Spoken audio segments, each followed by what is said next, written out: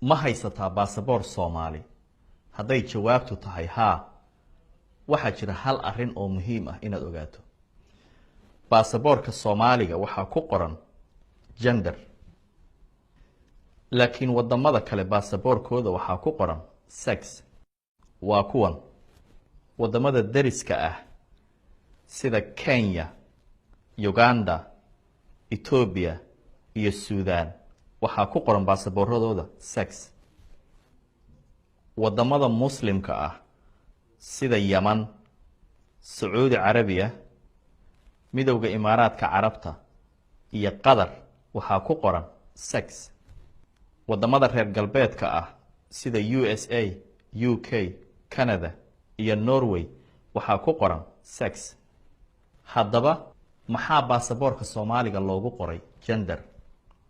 labada kelmadood ma kala macno duwan yihiin?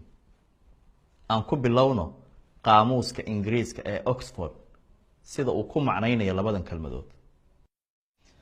kelmadda sex wuxuu leeyahay ahaanshaha lab ama dhadig, waa sida dabiiciga ah ama abuurka alleh.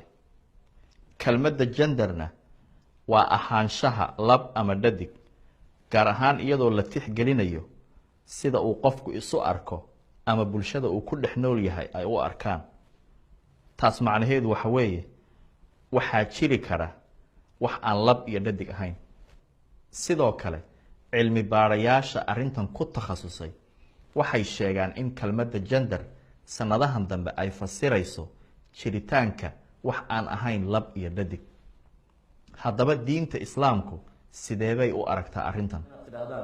waa kan Sheekh Mustafa Xaaji Ismaaciil oo fasiraya. reer galbeedku waxay rabaan inay yidhaahdaan genderku waa state of being male or female bay yidhahdeen. waa qofku inuu ahaado nin ama gabadh, maaha ninka iyo gabadhaynu naqaano.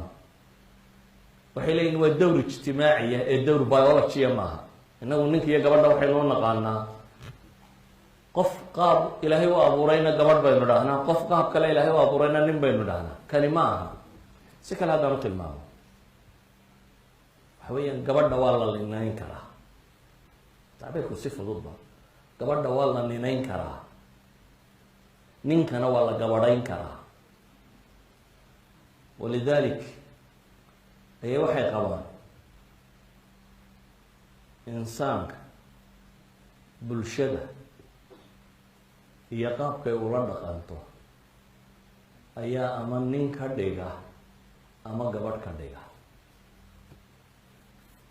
waxaa laga yaabaa tacaabiirta tan inay qariibiga ku noqotaan sheegaya wadaadku miyuu waasheeye waxaanu ka hadlaya maaha wax nin weyli sheegay bay idinla muuqato, laakiin waa afkaarta munadamaadka caalamiga ahi maanta ay rabaan inay qaanuuniyanna u dejiyaan, dadka muslimiintana dusha laga saaro. munadamaadkana aad arkaysa tirada badan le capacity building baan wadnaa leh wax sharxaya waxa ay sidaan bihada tacbiir inaanay u sheegin baa laga yaabaa, laakiin tacaabiir kale iyadoo fudud oo dadku uu aqbali karo iyadoo sidata. haddaba wadamada reer galbeedka ah oo u ololeeya arrimahan baasaboorradooda kumayna qorin kelmadda gender, sababtoo ah waxay ka mid tahay arrimaha ay weli ka doodayaan. markaa haddaan nahay Soomaali, Muslim, Afrikaan oo diin ahaan iyo dhaqan ahaanba ayna bulshadu aqbali karin arrintan, maxaa keenay in baasaboorka Soomaaliga lagu qoro kelmadda gender? dabcan waxaa jira hay-ado u ololeeya sidii Soomaaliya looga heli lahaa dhaqamo shisheeye oo aan dalkeena horey loogu arag, waxayna ku bixiyaan dhaqaalo badan siday rabitaankooda u gaari lahaayeen.